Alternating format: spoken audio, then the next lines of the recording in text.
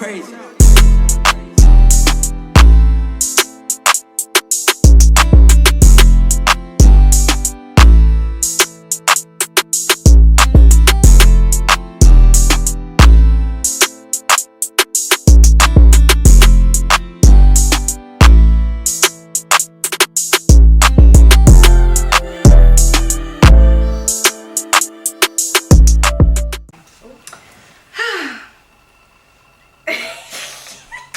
Welcome back to the Thrive Guide, everyone, where you get your short, sweet, and simple insights on how to thrive in the world.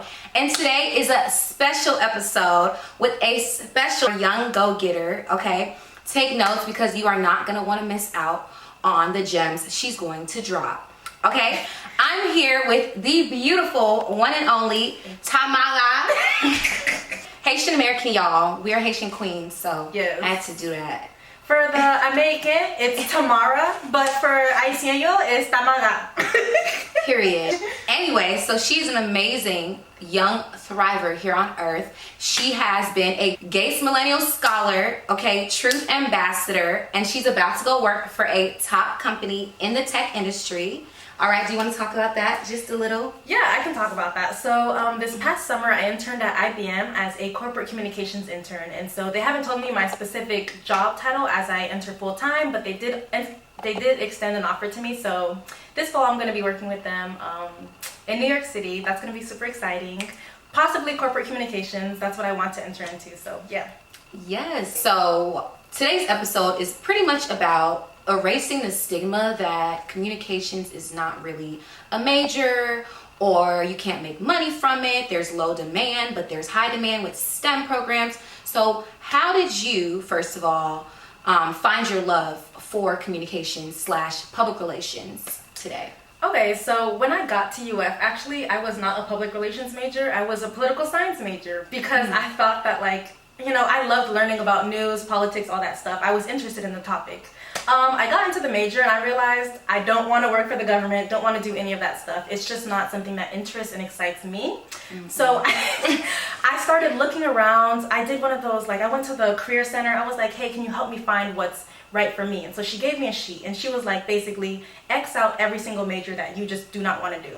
So I X'd out pre-med, I X'd out all of these STEM things because I knew I didn't want to do that stuff, Mm-hmm. So then eventually I got down to 4. It was political science, which I had already tried, public relations, interior design, and then architecture. And I was like, okay, political science, no. Architecture, I don't think I have the mind to do all that stuff, so I don't really want to do that. And then I started to explore public relations, and I was like, I don't know what that is, but it sounds cool. So then when I looked it up, I realized that it was a lot of the things that I had already done my entire life, like communicating with people. Obviously, that's not all that we do, but that's a big part of it.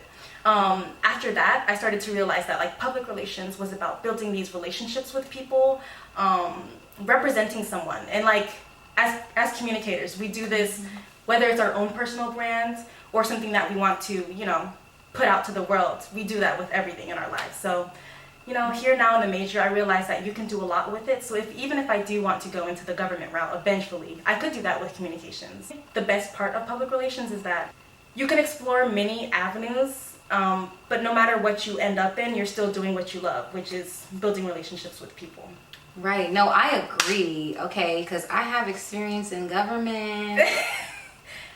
Yeah. No. Government is very interesting, but to me, it sucks the creativity out of you. Mm-hmm. Oh my God. That's exactly why I left. Yes, it sucks the creativity out of you. So that's why even why I started this channel, because I feel like it's part of my brand, and especially people who are looking to build their brands, public relations is the right major for you.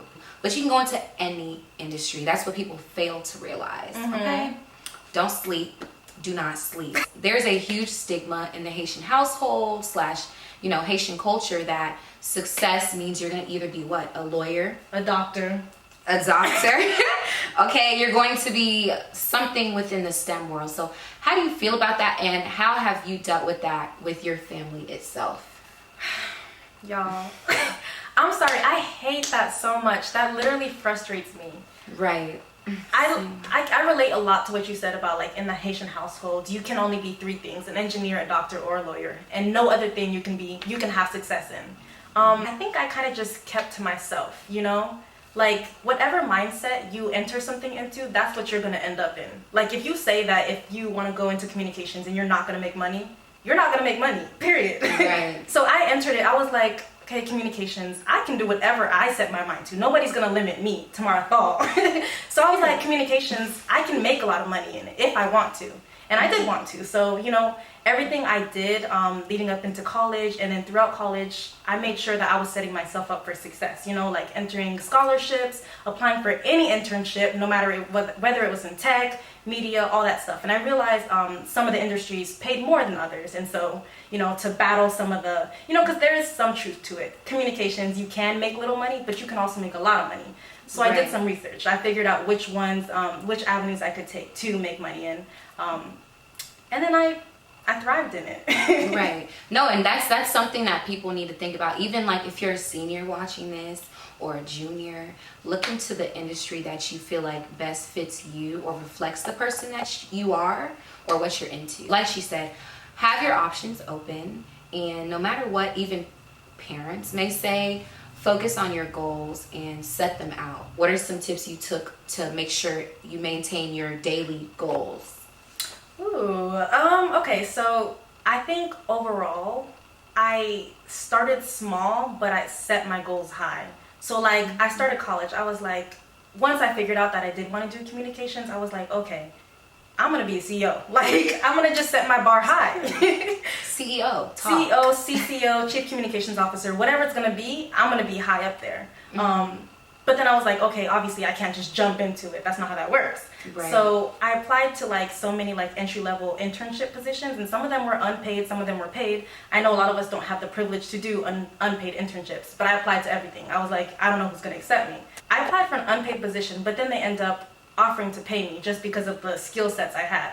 So like, that's another tip I would give. Just apply to anything. You never know what's going to happen. Literally, that internship set me up for everything else that I got. So then the next year I applied for Truth Initiative, and that's a nonprofit public health organization.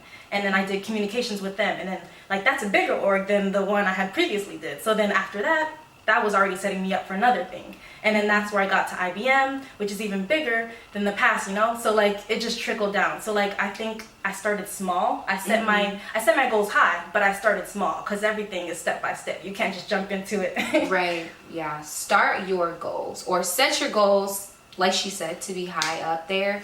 And I would say, well, I have a vision board, but it has a list of like the goals where I want to see myself, not even in the next 5 years. Like, it doesn't even say a time limit. It says goal number 1, 2, 3, and 4. Like, no time limit, because I feel like, of course, everything happens at the right time for a reason. And especially like if you're somewhat religious, like if you pray to God, like you can ask him about that too. And that's something that I practice. So set your goals up, like she said, high up there, and do not ever downgrade yourself. I actually pray to God too. Like, it's funny that you brought that up. You know, not everyone's religious or whatever. Yeah, not everybody is. But I prayed. I was like, before I found communications, I was like, God, look, I don't know what I'm doing in college. I don't even know what's right for me, but I need to figure it out. And so throughout that year, I had signals, you know, signs that helped me bring me to communications. And then I was like, God, like, once I figure out my passion, just help me continue to thrive. Like, help me do big things. And so, I mean, who knows if that's what helps, but I do feel it inside that praying and having like a growth mindset helps.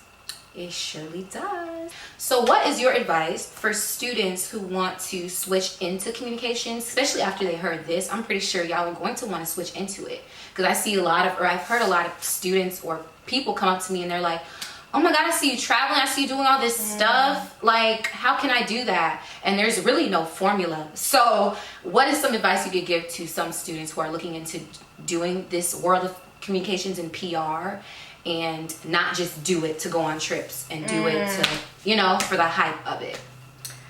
Okay, so first of all, if you're just thinking about doing it, do it. Like, this is that major, this is that profession, that industry. No, honestly, I love communications. Like, I Me can't even too. put into words how much I really do love this industry. Don't just say you want to do something. You're going to wait for a higher being to do something for you. Do it. Like, you Right. can't just wait for someone else to give you your handout, like, give you your accomplishments or your achievements, any of that. You have to work for it. So, guys, thank y'all for tuning in. Please tune in back for another episode of the Thrive Guide, where you get your short and sweet and simple insights on how to thrive in the world. So thank y'all. Make sure y'all go like, comment, and subscribe, and follow Tamarra. DM her. Her Instagram handle is going to be right here. I'm so awkward. Okay. All right, y'all. Thank you, guys.